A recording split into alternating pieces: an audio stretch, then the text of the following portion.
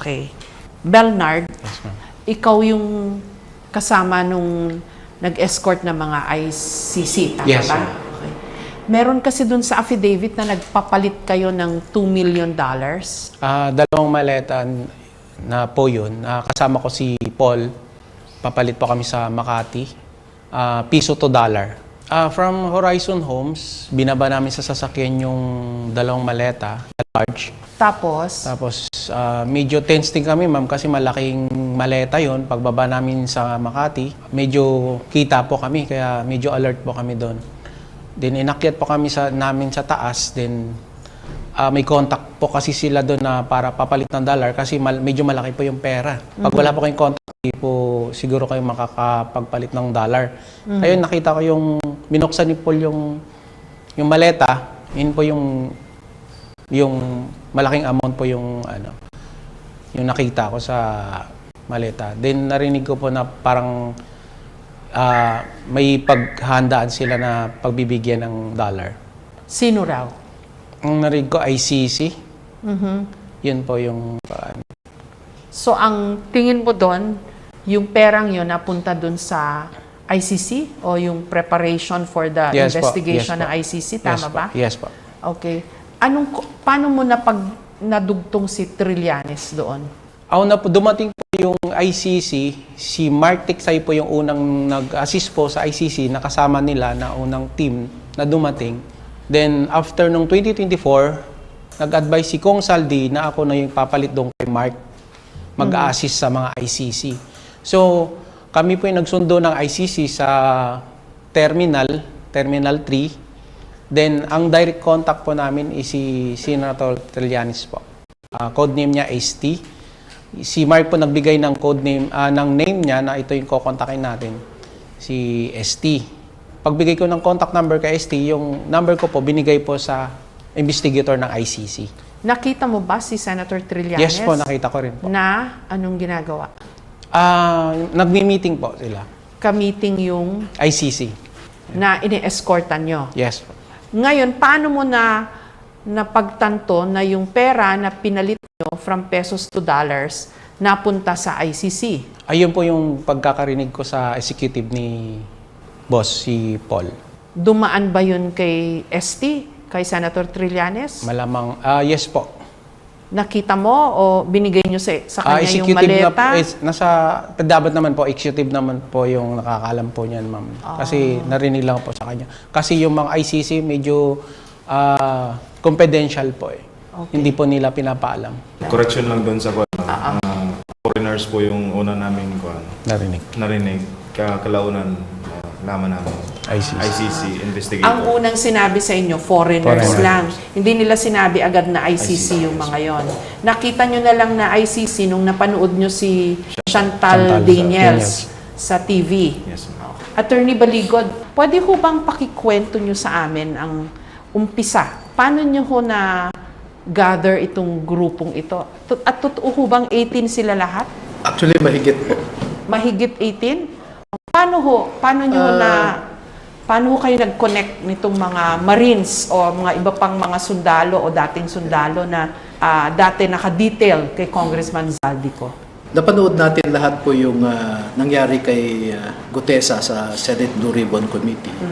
Dahil nakita ko noon na ito yung magbibigay ng parte ng paghahanap ng katotohanan kung saan napunta yung mga pondo. No?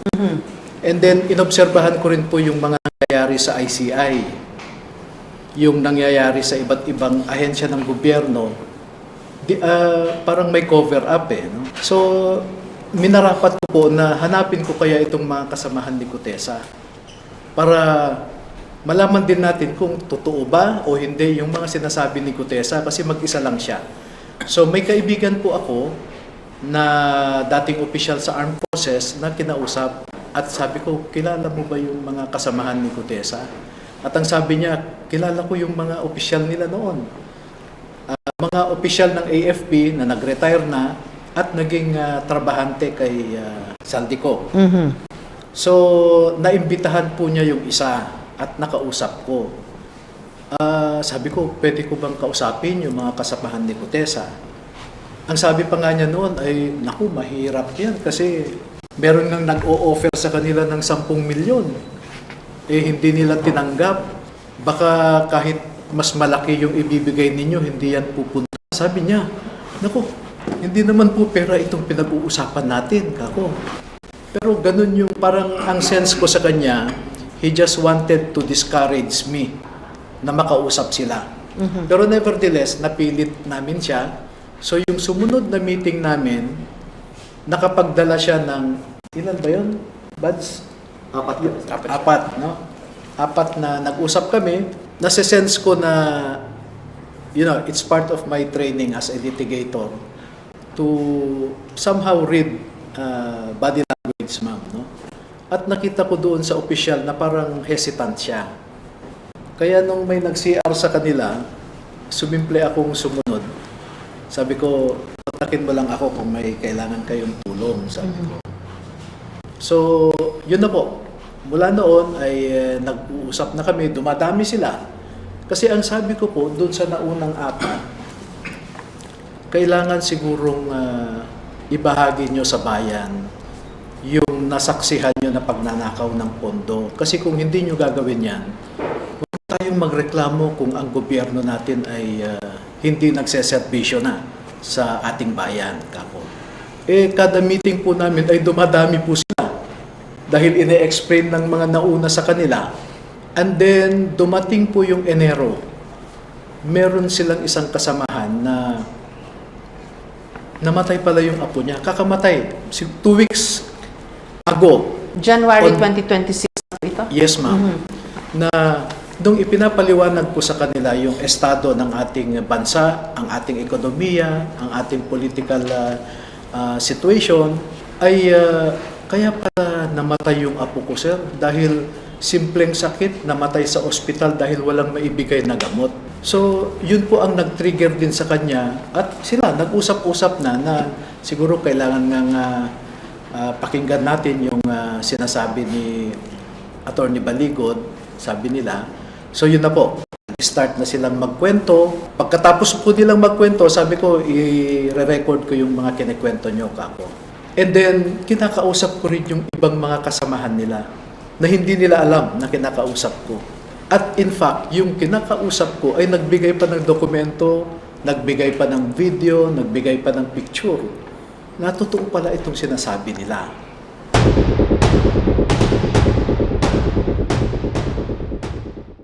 Good morning to you, Senator Trillanes. Okay, now, this testimony was actually incredulous when you think of it. No, the 18 Marines alleging that, number one, billions of money was received by President Marcos Jr., Speaker Martin Romualdez, Sandro Marcos, and so many other senators, individuals.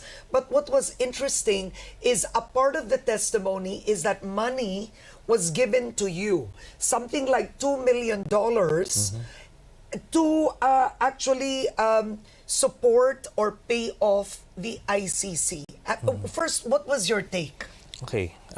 I vehemently and categorically deny na meron ako natanggap na $2 million or any amount galing kay Saldico for ICC operations o kung ano man na dahilan. Hindi nangyari yan, hindi totoo yan.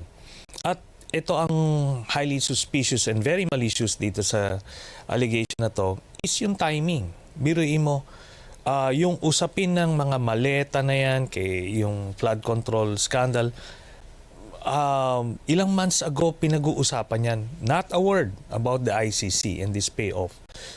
Tapos, ngayon, of all the days na ginawa ng Diyos, Tuesday sila nag-press con.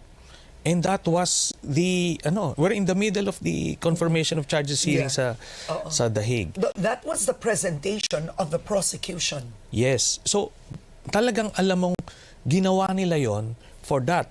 And it was the day before the 40th anniversary ng EDSA. So, they were expecting, they were hoping that it would ignite an outrage ng public, ng general public. Pero it didn't happen because napaka-absurd. No? Ito, in both cases, sinasabi nila, 2 million daw ang binigay sa akin para pansuhol sa ICC. Na-imagine ba nila paano ilalabas ng ano yun? Na ICC investigators for the people traveling, alam mo paano sa ilalagay sa maleta, 'di ba? Ngayon, kumpara yan sa operations dito, why would they have to convert it into dollars kung dito gagastusin? It doesn't make sense. Tapos nakita nung mga kababayan natin yung presentation ng prosecution sa ICC. Kailangan magpabang suhulan. We all saw and heard what happened nung mga panahon na yun. Kaya yung mga pine-present nila na video sa dahig ngayon, ginawa ni Duterte yan. So hindi mo kailangan suhulan itong mga ito para gawin nila yung trabaho nila. At nasusuhulan ba ang ICC? Precisely. Na-imagine ba nila yung ano nun? Paano mo gagawin yon? O punta naman kayo dito, bigyan kita ng $2 million. Hindi ganyan. That's not how we operate. 2017 pa kami nag-devote ng panahon at dito sa kaso na ito. Mahabang sakripisyo, hindi lang kami na nag-file, kundi yung mga pamilya ng biktima, more importantly yung mga testigo, marami pang behind the scenes na grabe ang sakripisyo dito sa kaso na to. So what do you think was the agenda? Because witnesses do come out and witnesses tend to focus on essentially one thing. For example, if it is money delivered to certain individuals doon lang for flood control, or money that was delivered for this agenda, but this is a mix. It's a mix completely of even personalities. You have Senate President Tito Soto there, Laila De Lima, iba-iba na. Anong agenda nito?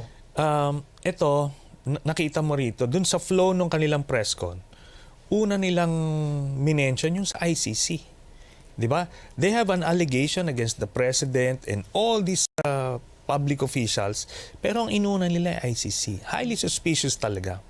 And ang intention nga is to discredit the integrity of the ICC proceedings. And ako, based on the information we're getting, gagamitin ni Kaufman itong press ko nila to try to probably ask for a mistrial because sabi nila may na-compromise daw. Kung magagawin nila lahat ng dirty tricks in the book. Kaya ngayon, nakita mo parang afterthought na lang yung mga binigay na billion-billion. In terms of magnitude, dapat, di ba, yun ang uunahin mo. Kaso the ICC was the target. Kaya sabi ko, I will not let this slide. I will be filing cases against Baligod, Mike Defensor, the 18 ex-soldiers.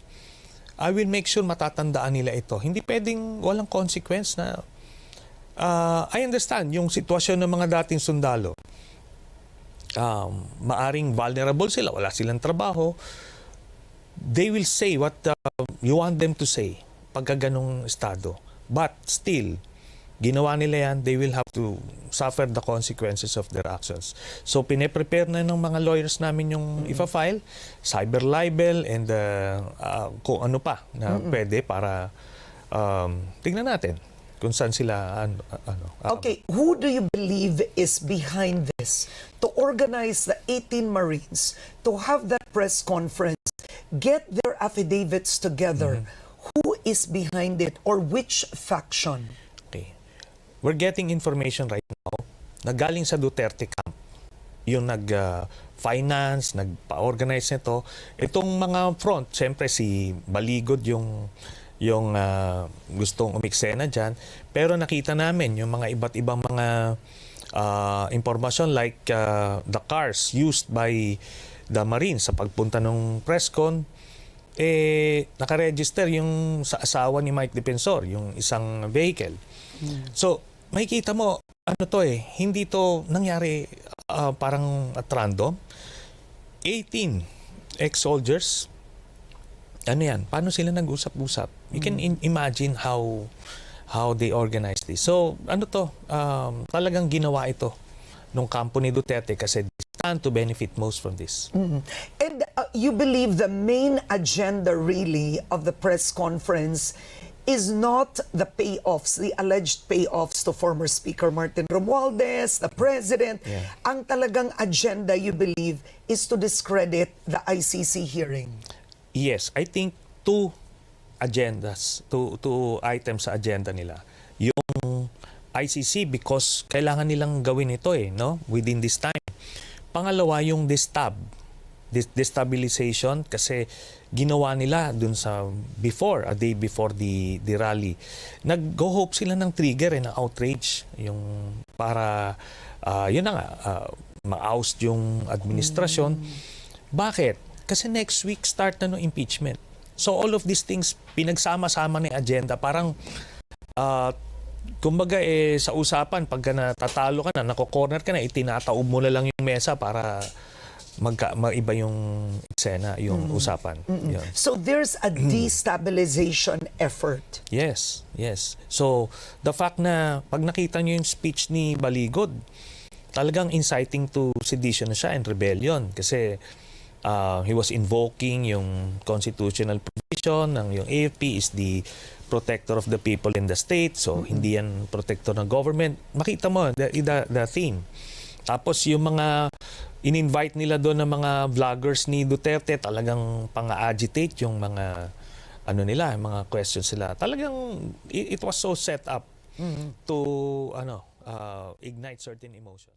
Si Duterte walang kinalaman ho dito sa paglantad po nitong 18 ngayon. Yes, ma'am. And I can put in the line my license as a lawyer or even my name and reputation. Si Vice President, hindi nga niya ako kilala. Hindi pa kami nag-uusap ni minsan. Okay, pero your timing is suspect, Attorney Baligod, kasi nagpa-press con kayo one day after simulan itong ICC pre-trial ni Duterte sa The Hague. Bakit nga ho ba ngayon nyo patiniming yung paglantad? Sa akin po, that is also a puzzle, no? Ano ba ang dapat na timing para ibahagi mo sa bayan ang katotohanan? I think sa akin po ay anytime is a good timing pagdating sa paglalabas nitong nalalaman nila. O, kasi ang sinasabi ho nila, ang tagal na nung mga sinasabi nila, matagal na nilang naranasan at nasaksihan yan. Bakit this week lang sila nagsalita? Yun tuloy ang tanong ho sa inyo pong lahat. Kung kailan nakaharap pa sa pre-trial si Duterte. So parang, pangontra sa ICC? Parang ganun ho yung Actually, sinasabi hindi nila. po ako updated sa nangyayari sa ICC. Hindi ako updated kung ano yung mga stages na doon. No? Although I know na merong kaso doon ni Duterte. No? Pero yung progress, the stages, hindi po ako updated. Okay. Sabi po ng Malacanang ni Secretary Yusek Claire Castro, lousy script daw po itong ginawa ninyo. Bakit ho sila nagre-react ng matindi? Bakit kakasuhan pa kami ng cyber libel? No? I think, we know Yusek Claire, how she responds to valid questions, how she responds to valid issues. Ako, normal, expected yung mga ganong kasagutan. Pero sabi ko nga, we are not following any script. We are not after any award. Kasi sabi niya, hindi mananalo ng award daw ito. Seryoso po itong bagay. No? Sabi ko nga sa statement ko sa press con, pag isusumat total ko yung frequency of their deliveries, doon lamang sa Forbes Park at saka sa Aguado. Kasi 3 to 4 times a week po sila nag-deliver.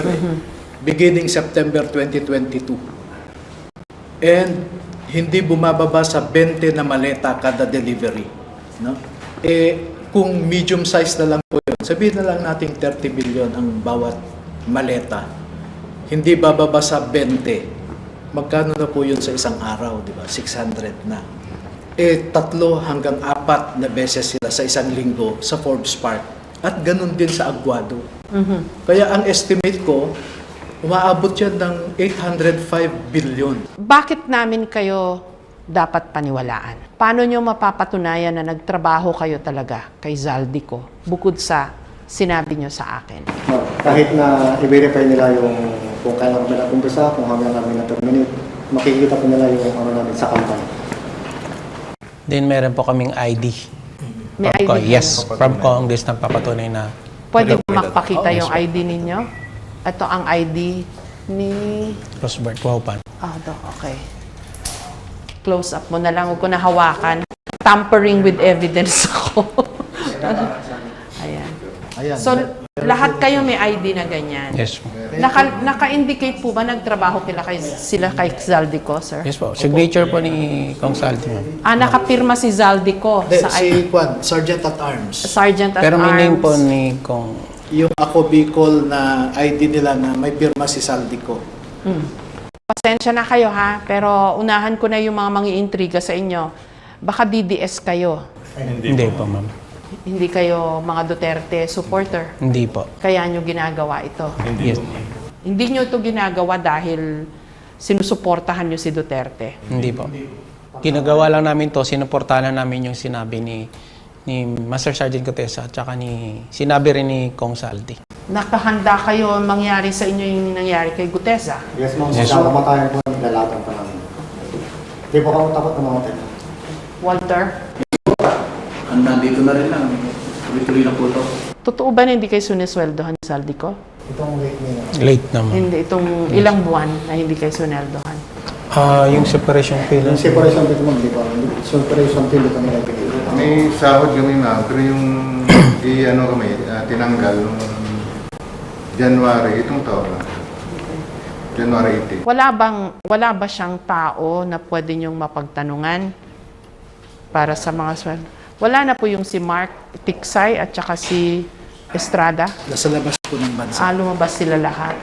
Attorney, kasi yung mga nagpapahayag po ng hindi sila naniniwala sa mga sinabi po nitong 18 Marines, sinasabi, may pattern naman kasi yan, hindi mahirap makita na mukhang ang pinuntirya puro mga kontra kay Duterte. Ano maisasagot niyo ho doon? Nung in-identify nila yung mga natatandaan nila ang pangalan at mukha, ma'am, wala naman sa isip namin kung pro-Duterte yan o anti-Duterte. Hindi nga namin alam sa Senado kung sino ang pro-Duterte dyan. Of course, maliban siguro kay Bongo at saka si Bato de la Rosa, no? Pero wala naman silang binanggit na nag-deliver sila kay Bato at saka kay Bongo. Bakit? Kasi from 2022 to 2025, kalaban sila ni Zaldico. So bakit siya magde-deliver sa mga kalaban niya sa politika? Kay Chis Escudero ba nag-deliver sila? Ayun, nasa affidavit po nila yan. Nag-deliver kayo? Nasa affidavit. Ang naalala ko lang si Loren, si Soto, Nandyan din po si Juan si Bong Revilla, Bong Revilla, o tama, si Villar. si Erwin Tulfo. Yung mga Cayetano, hindi nyo diniliberan yon. Kahit wala po. Maraming mga nag-criticize din. Bakit hindi sa Korte Diretso? Hindi naman po pwede yun dahil ang involved ay government officials and you have to pass through the office of the ombudsman kasi meron siyang primary jurisdiction. Bakit hindi na lang sa Senado? And ako po, politicize ang ating Senado. Bakit hindi na lang sa House of Representatives? Eh, nandyan po yung mga nirereklamo. So, wala kaming mapuntahan. I-submit namin sa executive, sa Office of the President, sa DOJ. Eh, alter ego lang nila at involved din sila. Kaya, ma'am, pinilit pa rin namin na ibigay ito sa Office of the Ombudsman because we are hoping against hope that the Office of the Ombudsman will still remain faithful to its mandate under the Constitution. Klaruhin ko lang po ha, yung sinabi niyo ho kanina, for emphasis lang po.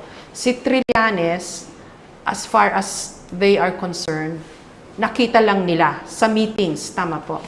Hindi lamang po yun. Nakita rin nila na nabibigyan siya ng pera, nade-deliveran siya ng pera.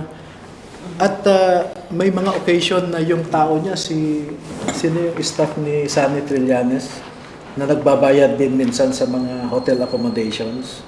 This po ba yun? Nasa Nasa affidavit. affidavit. So nakikita nyo si Senator Trillanes na nakakakuha ng pera kasama sa dinideliver nyo. May isa po sa amin na kasama na nag-deliver pa sa bahay. Okay.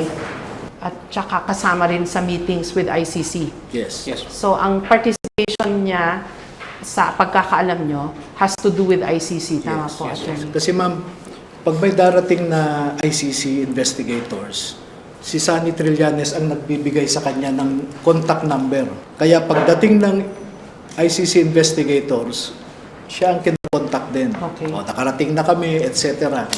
Pero di ba, Attorney, unless it's proven that the money was sourced illegally, wala mang kaso yon. Kasi pagpunta ng ICC investigators dito, they would need assistance. I don't think Trillanes is guilty of any crime, is he?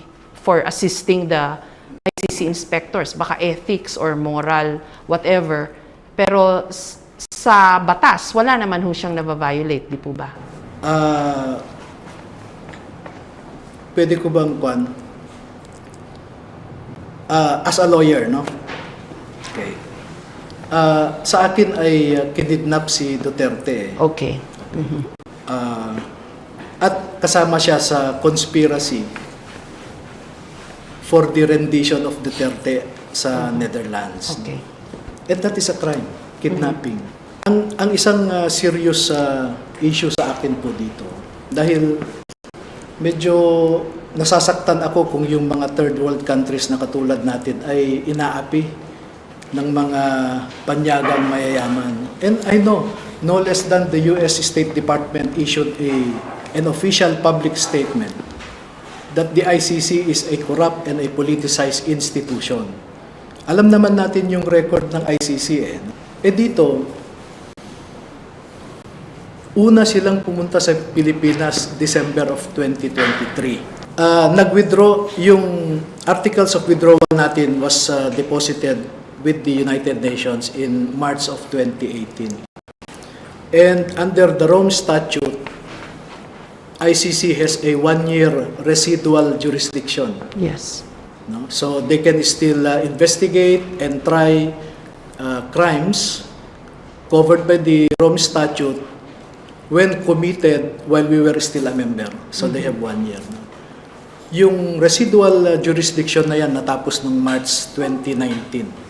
Wala ho silang business investigating in the Philippines in 2023. Okay. Dahil ang tawag po natin dyan ay yung right of action already lapsed. Meron silang jurisdiction, yes. Kasi we have to distinguish the existence of jurisdiction and the right of action. So katulad po nung nagnakaw ka, o may nagnakaw, ang penalty 6 years, hindi mahanap yung akusado ng 6 years.